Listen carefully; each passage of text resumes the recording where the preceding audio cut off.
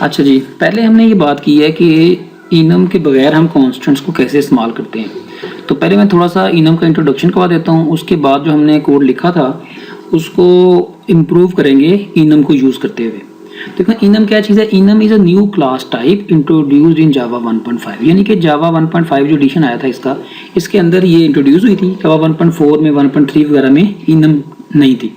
अच्छा, तो यानी कि न्यू क्लास टाइप, यानी कि होती ये एक क्लास ही है, बस इसके अंदर कुछ एक्स्ट्रा फंक्शनैलिटी है या कुछ स्पेशल तरीका ज़रूर है इसको डिफाइन करने का, लेकिन ये है एक क्लास ही। यानी कि अक्सर मोस्ट ऑफ द रूल्स जो आप लोगों ने पहले क्लास बनाते वक्त फॉलो किए हैं वो रूल्स भी इसमें फॉलो होते हैं। ठीक है।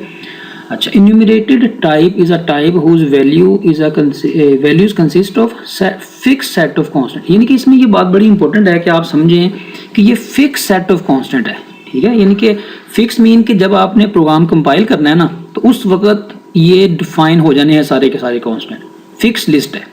क्योंकि ऐसा नहीं हो सकता कि मिसाल के तौर पे आप जो है वो कहें जी कंपाइल होने के बाद में जो है ना डायनामिकली एक और आइटम उसके अंदर ऐड कर दें, तो ये फिक्स नहीं रहेगा। ठीक है, इनम के अंदर ये चीज़ नहीं होती।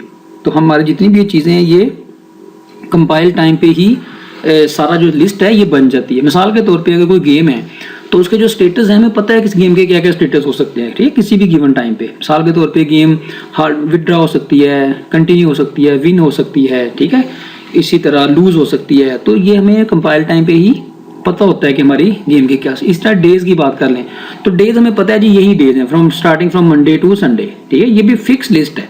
प्लैनेट्स की बात कर लें तो प्लैनेट्स की भी क्या है, फिक्स लिस्ट है। इसी तरह अगर आपकी एप्लीकेशन में कोई ऑप्शन देनी है आपने न्यूमेरिक मेन्यू में तो हमें पता है वो एप्लीकेशन के लिए वो जो ऑप्शन है वो सारी की सारी फिक्स है। इस तरह जेंडर की बात कर लें तो जेंडर की वैल्यू भी फिक्स है। ठीक है, तो जो हर वो डेटा एलिमेंट जिसके बारे में आपको पता हो कि ये फिक्स रहेगा और ये कांस्टेंट रहेगा तो उसको हम इनम के तौर पर डिफाइन कर देते हैं।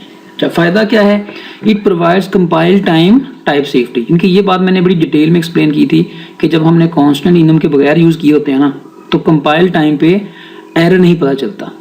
जब आपका प्रोग्राम ऐसा नंबर रिटर्न कर रहा हो जो नंबर एक वैलिड नंबर नहीं है, ठीक है, फिर भी पता नहीं चलता, यानी प्रोग्राम सही कंपाइल हो जाता है और रन टाइम पे इश्यू आ जाता है।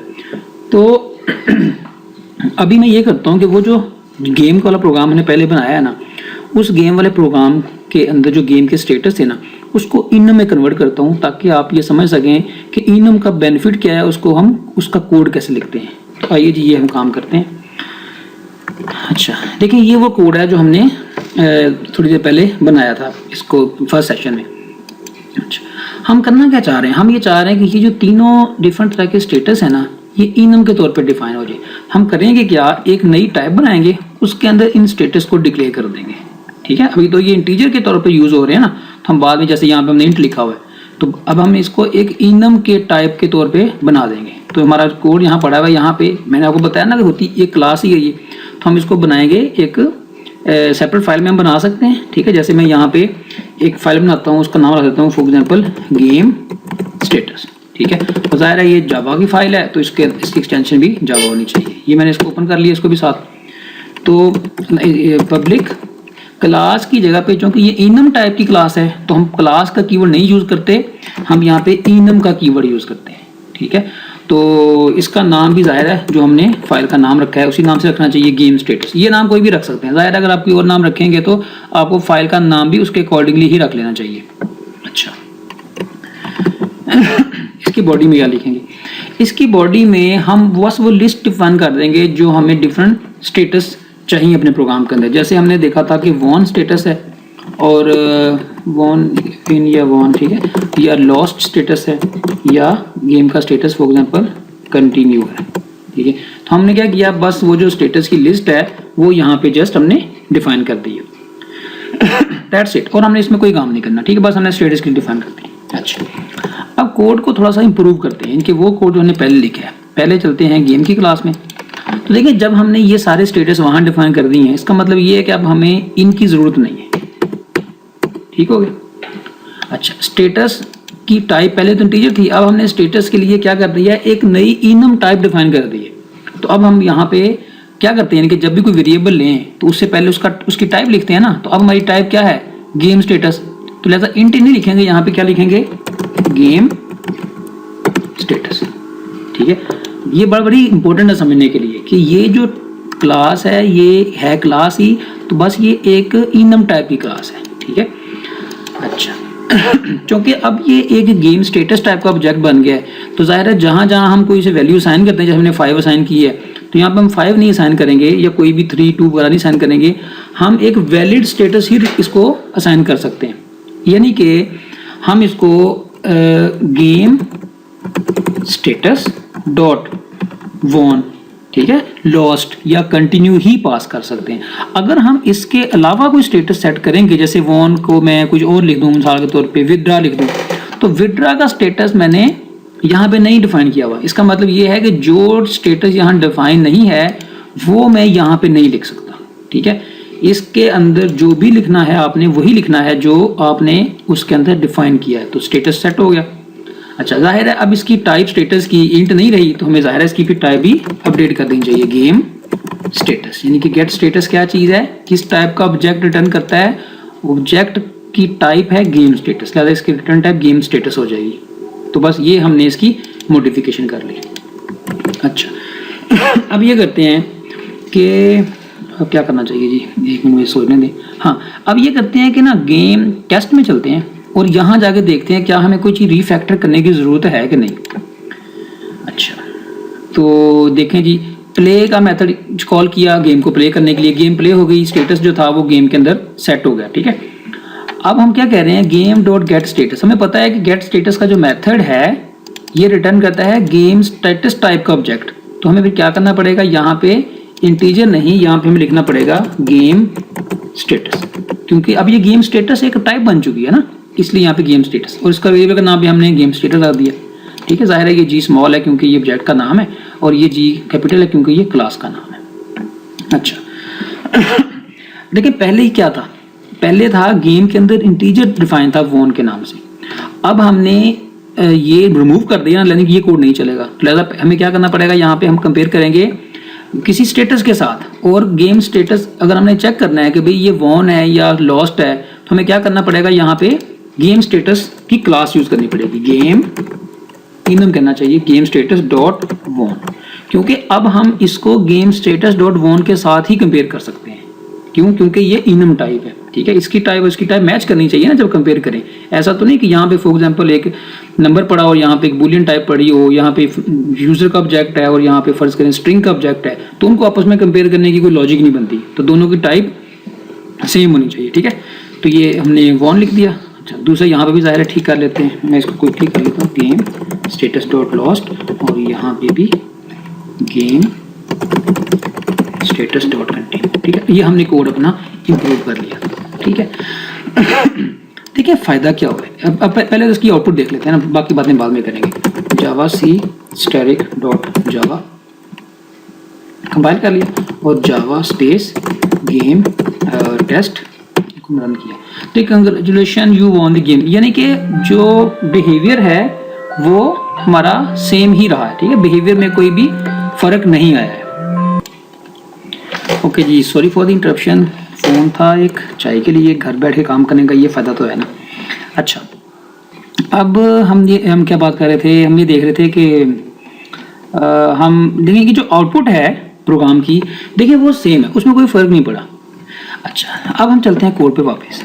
अब इस सारे काम को करने का बेनिफिट क्या हुआ है, बेनिफिट ये है जनाब कि अगर गलती से मिसाल के तौर पे, यानी कि अब जो स्टेटस है वो एक फिक्स टाइप का ऑब्जेक्ट है, यानी कि अब अगर कोई डेवलपर बाय मिस्टेक यहाँ पे कुछ और लिखने की कोशिश करता है, जैसे फर्ज करें वो यहाँ पे हाल्ट लिख देता है या विड्रा लिख देता है, ठीक है,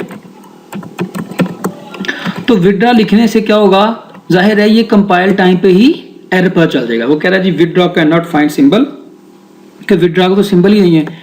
इसी तरह अगर हम यहाँ पे विड्रा वगैरह की बजाय यहाँ पे फॉर एग्जांपल कुछ भी लिख देते हैं, कोई नंबर लिख देते हैं बाय मिस्टेक, तो यहाँ पे फिर इसको कंपाइल करें तो वो क्या कहेगा भी स्टेटस टाइप है, तो int can not be converted to a game status. ठीक है, यानी कि वो जो पहले इशू था ना, जो मैंने आपको इनम से पहले बताया था, उसमें क्या था कि हम बाय मिस्टेक कोई भी नंबर रिटर्न कर दें, कोई भी नंबर सेट कर दें, तो कंपाइल टाइम पे एरर नहीं पता चलता था। क्योंकि अब हमने इसकी टाइप ही गेम स्टेटस सेट कर दी है, तो डेवलपर के लिए ये ज़रूरी है कि वो यहाँ पे गेम स्टेटस के अंदर कोई वैलिड वैल्यू ही सेट करे। ये वैल्यू वैलिड से क्या मुराद है कि ये वैल्यू यहाँ पे डिफाइन होनी चाहिए, ठीक है। अगर ये डिफाइन नहीं होगी तो कंपाइल टाइम पे ही एरर पता चल जाएगा और जो रन टाइम है वो हमारा सेफ हो जाएगा, ठीक है। हमारी कोशिश क्या होती है कि जितने भी एरर्स हैं इस तरह के वो कंपाइल टाइम पे पकड़े जाएं, ठीक है, ताकि रन टाइम पे कोड ब्रेक ना हो। अच्छा, ये बात हमने कर ली। इसके अलावा हमने ये एरर बना करके देख लिया। अच्छा, उसके अलावा हमने ना जब बात की थी ना इसकी नॉर्मल कांस्टेंट की, तो हमने कुछ ड्रॉबैक्स मैंने आपको बताए थे। मिसाल के तौर पे हम ये बात तो कंफर्म होगी ना कि अनसेफ नहीं रहा, अब ये सेफ हो गया है क्योंकि अब इसकी जो टाइप वैलिड है वही पास। दूसरी बात ये है कि इनकन्वीनियंट टू आइटरेट, इनके हम इन चीज़ों को आइटरेट नहीं कर सकते। लेकिन जब हमने इनम यूज़ किया होता है ना, तो हम इनम के अंदर जो डिफरेंट वैल्यूज़ हैं उसको प्रिंट भी कर सकते हैं कि डिफरेंट जो फिक्स सेट ऑफ कॉन्स्टेंट जो डिफाइन किए हुए हैं वो कौन कौन से हैं। वो कैसे करेंगे वो मैं आपको बता देता हूँ। देखें, कोड में फर्ज करें हम यहाँ पे प्रिंट करना चाहते हैं स्टेटस में कि डिफरेंट तरह के पॉसिबल स्टेटस क्या हैं, तो हम क्या कर सकते हैं, यहाँ पे हम लूप लगाएंगे, ठीक है। और ऑब्जेक्ट की टाइप क्या है, गेम स्टेटस, ठीक है। उसका नाम कुछ भी रख दें, फॉर एग्जांपल हम कह देते हैं जी स्टेटस। तो जो हमारी क्लास है या जो इनम की टाइप है उसके अंदर एक मेथड है वैल्यूज। अच्छा, अब आप ये सोचेंगे कि ये मेथड तो हमने डिफाइन नहीं किया, तो ये मेथड कहाँ से आ गया। भी देखें, कुछ चीज़ ऐसी होती हैं, वो कंपाइलर जो है ना या जो जेडीके जब इन्होंने डेवलप किया, इसको डिज़ाइन किया, उन्होंने इसको फोर्स ही किया कि ये चीज़ें हमें फ्रीक्वेंटली चाहिए हो सकती हैं। तो जैसे default constructor compiler automatically provide कर देता है ना, इसी तरह वैल्यूज़ का मेथड भी कंपाइलर हमें ऑटोमेटिकली दे देता है। अच्छा, वैल्यूज़ के मेथड में लिखा क्या होता है या ये रिटर्न क्या करता है। वैल्यूज़ का मेथड जो हमारा गेम स्टेटस है ना उसकी एक अरे रिटर्न करता है, ठीक है। तो अब हम क्या कर रहे हैं, एक्चुअली हम उस अरे को आइटरेट कर रहे हैं, ठीक है। हम कह रहे हैं जैसे पहली इटरेशन में हमें पहला स्टेटस मिलेगा, फिर दूसरा मिलेगा, फिर तीसरा मिलेगा, इसी तरह जितने भी स्टेटस डिफाइंड हैं उतनी दफ़ा ये लूप चल जाएगा। तो अगर मैं स्टेटस को प्रिंट करूं, फॉर एग्जांपल यहाँ पे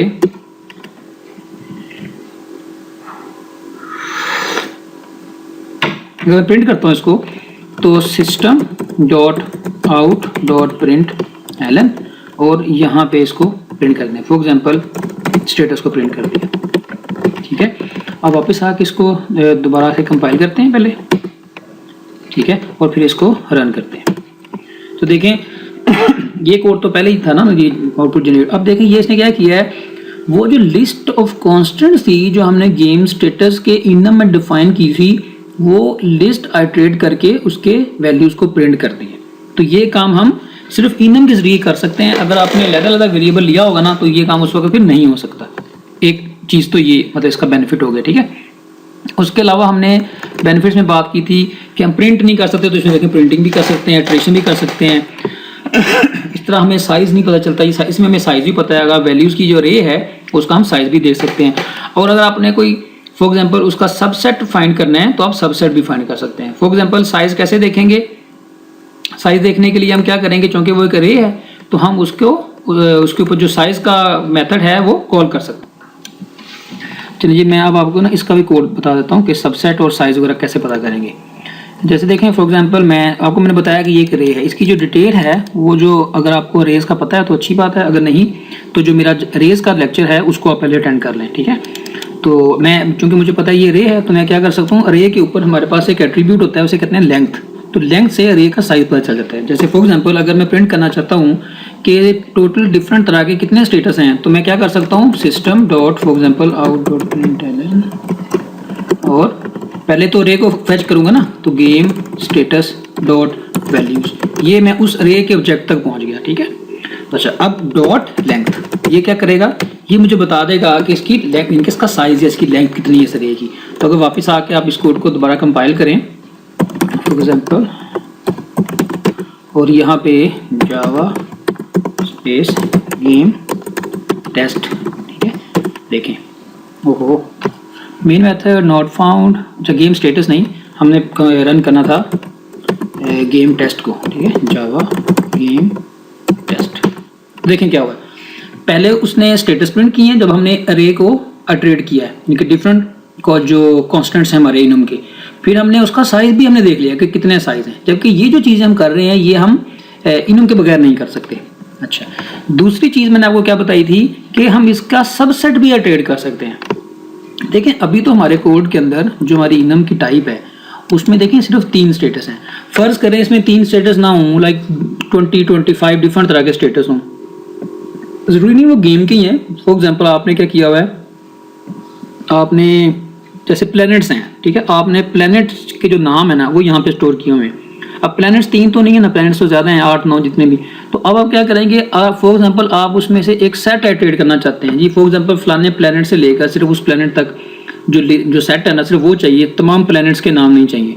तो हम क्या करेंगे, हम इसका सबसेट, यानी कि मिसाल के तौर पे 3 में से मुझे सिर्फ 2 चाहिए, यानी कि यहाँ से लेकर लॉस से लेकर कंटिन्यू तक, या एक और स्टेटस फर्ज करें ऐड कर लेते हैं, उसको हम कह देते हैं जी विदड्रॉ,